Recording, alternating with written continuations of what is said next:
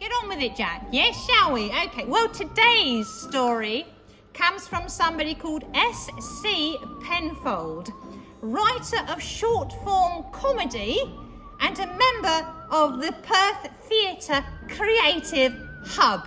Hello, Perth Theatre Creative Hub and whoever S C Penfold is, but you're a wonderful child to send in your lovely story.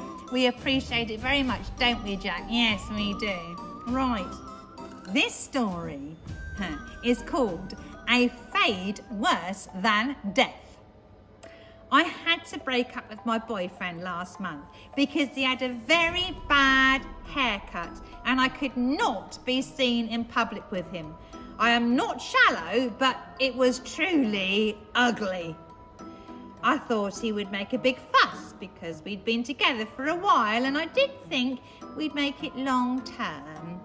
He'd never said he loved me, but it was in the air, you know. But nothing was said. And then he got this god-awful haircut with a floppy bit at the top and shaved around the sides that made him look ridiculous, and I dumped him. We called that a mullet in the fairy world. Yes, a mullet, stupid look.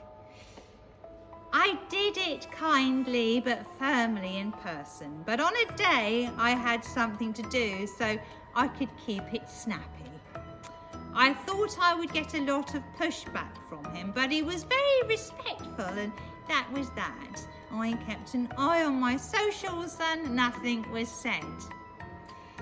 But a bit later, I'm seeing lots of frantic messages from him, going out to everyone we know and I'm okay, here we go. And I take a look. But it's not about me and him splitting up. No, he's asking everyone, how do you get rid of ghosts? How do you stop the devil? How do you stop yourself being dragged to hell? And everyone thinks it's a mad joke, but he's saying, this is serious, man. I'm being haunted. It's a demon or something. He says, I'm going to hell. Some people are saying, try garlic. And he's like, nah, that's vampires. And that's garlic flowers, not garlic from Tesco's. And I said, try a crucifix. And he said, God, yeah, that's right. Thanks so much. Which did make me feel good, even though we'd broken up. So I called him and I said, Paul, what's going on? What's all this ghost stuff you're talking about? And he told me he was afraid and that he was in big trouble. He said because I'd broken up with him over his haircut, he'd gone and found a barber.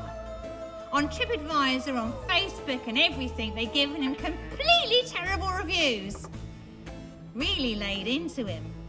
And the barber had tracked him down somehow and sent this awful message. Paul sent it to me. It said, barbers look in mirrors all day. We can conjure the devil in a mirror. I have made a deal with the devil. I will haunt you. I will take your hair. Then I will drag your soul to hell. I know, Jack. I told him not to worry about it, that it was just a bad joke. But then he told me the worst part. Paul said he'd been having nightmares and he thought the barber was coming after him. I heard a buzzing noise, just like a barber's razor. It was really loud in my ear and I woke up in a cold sweat. Now it's been happening night after night. It's him, I know it is. I told him to shut up and not be so daft. But Paul said it was completely real. This went on for a few days. Paul kept asking people on his socials how to get rid of ghosts and devils. And he was saying something awful is happening. I really need help. Being Charlie said he'd come round to Paul's to help out. And Charlie texted me the next day and said, you have to speak to Paul. It's serious. So I phoned Paul to find out what was happening. Paul said that this time the barber had spoken to him in a nightmare. He said it was the scariest thing that had ever happened to him. He says he asked the devil for the power to get into my nightmares, and he's going to come every night for 7 nights and buzz cut a strip out of my hair. And when all my hair's gone, the devil will come and drag me to hell. I laughed. I'm sorry, but I did.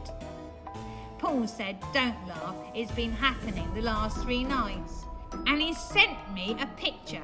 It was a picture of his head, and his hair had 3 strips of hair cut out, going from left to right, from right to left, and one that zigzagged down the middle. And he said, oh my God, I'm going to die, I'm so scared. I nearly screamed. I said, come to my place and sleep at my place, and I'll wake you up when you're having a nightmare, and that way he won't get you. And he said, I don't know, God, I'm so scared. And he didn't come round that night. I kept picking up my phone and putting it down, picking up my phone and putting it down, and finally, early in the morning, he sent me a picture, and I wished he hadn't sent it because it was so frightening. He had woken up, and the demon barber was in the room with him. You could see a weird figure in the mirror, and it was holding up a razor. And then he sent me a picture of his head, and there was another strip out of his hair. I was so scared. I phoned him straight away, and I said, don't die, I love you so much. I don't want you to die. And he said, I love you too. I don't want to die. He was crying. I swear to God. What if he gets me? What if he takes all my hair? I said. I am going to love you whatever happens. I'm not going to let the devil take you. That night I went to his place and I spent the night, and I held him all night because I wanted to save him from being taken down to hell by the devil. And it must have worked, because in the morning all his hair was gone, but he was still there in the bed with me.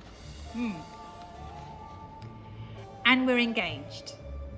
Even though he's got a buzz cut now, and sometimes I wonder if the demon barber was real, and sometimes I wonder if Paul just did it all to wind me up and get me to come back.